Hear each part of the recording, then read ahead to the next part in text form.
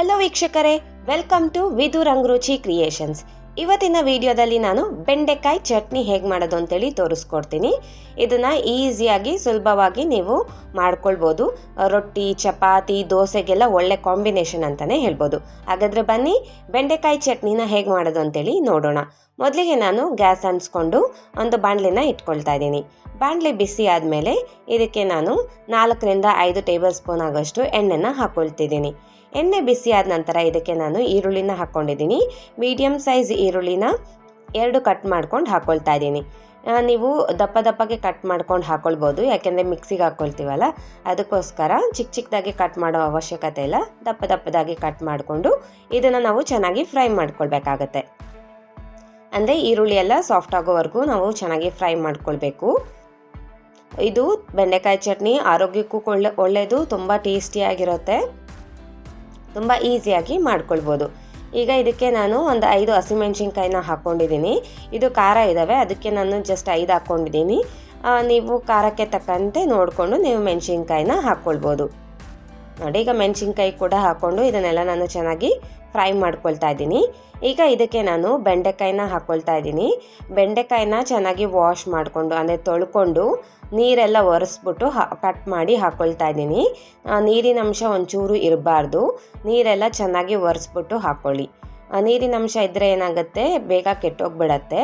ನೀವು 2-3 ದಿನ ಇಟ್ಕೊಂಡು ತಿನ್ನಬೇಕು ಅಂದರೆ ನೀರು ಒಂಚೂರು ಟಚ್ ಮಾಡಬೇಡಿ, ಇದಕ್ಕೆ ನೀರು ಒಂಚೂರು ಸೇರಿಸ್ಬೇಡಿ. ಬೆಂಡೆಕಾಯಲ್ಲಿ ತೊಳೆದಿರೋಂಥ ನೀರನ್ನೆಲ್ಲ ಒರೆಸ್ಬಿಟ್ಟು ನೀವು ಕಟ್ ಮಾಡ್ಕೊಂಡು ಹಾಕ್ಕೊಳ್ಬೇಕಾಗತ್ತೆ. ನೋಡಿ, ನಾನು ಈ ಥರ ಬೆಂಡೆಕಾಯಿನೆಲ್ಲ ಚೆನ್ನಾಗಿ ತೊಳ್ಕೊಂಡು ಬಟ್ಟೆ ತೊಗೊಂಡು ಬೆಂಡೆಕಾಯಿನ ಒರೆಸಿ ಕಟ್ ಮಾಡಿ ಹಾಕ್ಕೊಂಡಿದ್ದೀನಿ. ಈಗ ಇದನ್ನೆಲ್ಲ ಚೆನ್ನಾಗಿ ಫ್ರೈ ಮಾಡ್ಕೊಳ್ಬೇಕು. ತುಂಬ ಸಾಫ್ಟ್ ಆಗೋವರೆಗೂ ಫ್ರೈ ಮಾಡ್ಕೊಳ್ಬೇಕು ಬೆಂಡೆಕಾಯಿನ.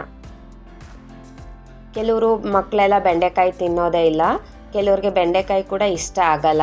ಅಂಥವ್ರಿಗೆ ಈ ರೀತಿಯಾಗಿ ಮಾಡಿಕೊಟ್ರೆ ತುಂಬ ಇಷ್ಟಪಟ್ಟು ತಿಂತಾರೆ.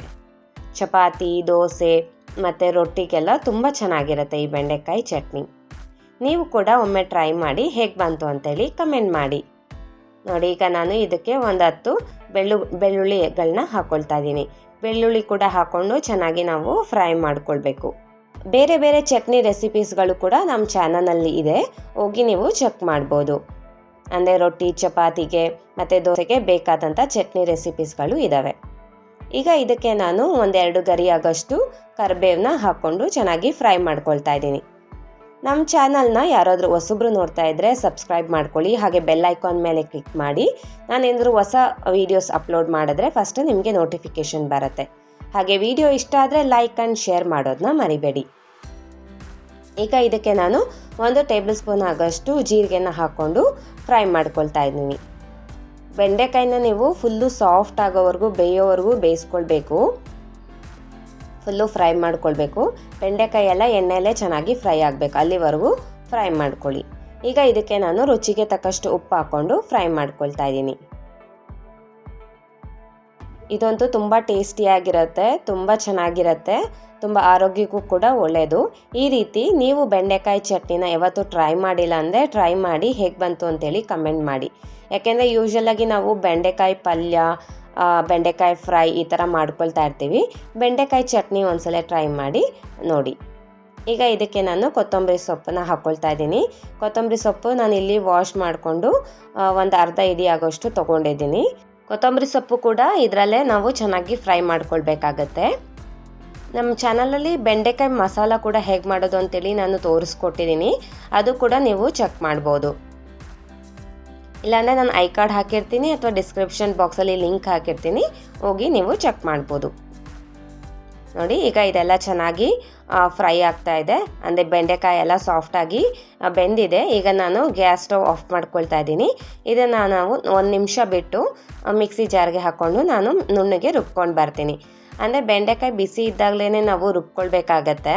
ಒಂದು ನಿಮಿಷ ಅಥವಾ 2 ನಿಮಿಷ ಬಿಟ್ಟು ರುಬ್ಕೊಳ್ಳಿ, ತುಂಬ ತಣ್ಣಗಾಗೋವರೆಗೂ ಬಿಡಕ್ಕೆ ಹೋಗಬೇಡಿ. ನೋಡಿ, ಈಗ ನಾನು ಒಂದು ಜಾರ್ ತೊಗೊಂಡು ಸಣ್ಣ ಜಾರ್ಗೆ ನಾನು ಬೆಂಡೆಕಾಯಿ ಫ್ರೈನೆಲ್ಲ ಹಾಕ್ಕೊಳ್ತಾ ಇದ್ದೀನಿ, ಫ್ರೈ ಮಾಡ್ಕೊಂಡಿರೋದನ್ನ. ಈಗ ಇದನ್ನು ನಾನು ನುಣ್ಣಗೆ ರುಬ್ಕೊಂಡು ಬರ್ತೀನಿ. ಇದಕ್ಕೆ ನಾನು ಒಂಚೂರು ನೀರು ಸೇರಿಸಿಲ್ಲ, ನೀರು ಸೇರ್ಸಕ್ಕೆ ಹೋಗಬೇಡಿ, ಜಾಸ್ತಿ ದಿನ ಇಟ್ಕೊಂಡು ತಿನ್ನೋದಕ್ಕಾಗೋದಿಲ್ಲ. ನೀವು ಜಸ್ಟ್ ಇವತ್ತಿಗೆ ಮಾಡ್ಕೊಳ್ತಾ ಇದ್ದರೆ ಸ್ವಲ್ಪ ನೀರು ಸೇರಿಸ್ಕೊಂಡು ರುಬ್ಕೊಳ್ಳಿ, ಬಟ್ ನೀರಿನ ಅವಶ್ಯಕತೆ ಇಲ್ಲ. ಇದರಲ್ಲೇ ಚೆನ್ನಾಗಿ ನುಣ್ಣಗೆ ರುಬ್ಕೊಳ್ಬೋದು. ನೋಡಿ ಈ ರೀತಿಯಾಗಿ ನುಣ್ಣಗೆ ರುಬ್ಕೊಂಡಿದ್ದೀನಿ ನಾನು. ಇದನ್ನು ನಾನು ಈಗ ಒಂದು ಬಾಟ್ಲಿಗೆ ನಾನು ಸರ್ವ್ ಮಾಡ್ಕೊಳ್ತಾ ಇದ್ದೀನಿ. ನೋಡಿದ್ರಲ್ವಾ ಎಷ್ಟು ಈಸಿಯಾಗಿ ಬೆಂಡೆಕಾಯಿ ಚಟ್ನಿ ರೆಡಿಯಾಗಿದೆ ಅಂತ ಹೇಳಿ. ನೀವು ಕೂಡ ಈ ರೀತಿಯಾಗಿ ಬೆಂಡೆಕಾಯಿ ಚಟ್ನಿನ ಮಾಡಿ ಹೇಗೆ ಬಂತು ಅಂತೇಳಿ ಕಮೆಂಟ್ ಮಾಡಿ. ನೋಡಿದ್ರಲ್ವಾ ಈ ವಿಡಿಯೋ ಮೂಲಕ ಮಾಡಿ ತೋರಿಸಿರುವ ಬೆಂಡೆಕಾಯಿ ಚಟ್ನಿ ನಿಮ್ಮೆಲ್ರಿಗೂ ಇಷ್ಟ ಆಗಿದೆ ಅಂತ ಅಂದ್ಕೊಂಡಿದ್ದೀನಿ. ಇಷ್ಟ ಆಗಿದ್ರೆ please like, share and subscribe. ಇದೇ ಥರ ಒಳ್ಳೊಳ್ಳೆ ಈಸಿ, ಟೇಸ್ಟಿ ಆ್ಯಂಡ್ ಹೆಲ್ತಿ ರೆಸಿಪೀಸ್ಗೋಸ್ಕರ ನಮ್ಮ ಚಾನಲ್ನ ಫಾಲೋ ಮಾಡಿ. Thank you.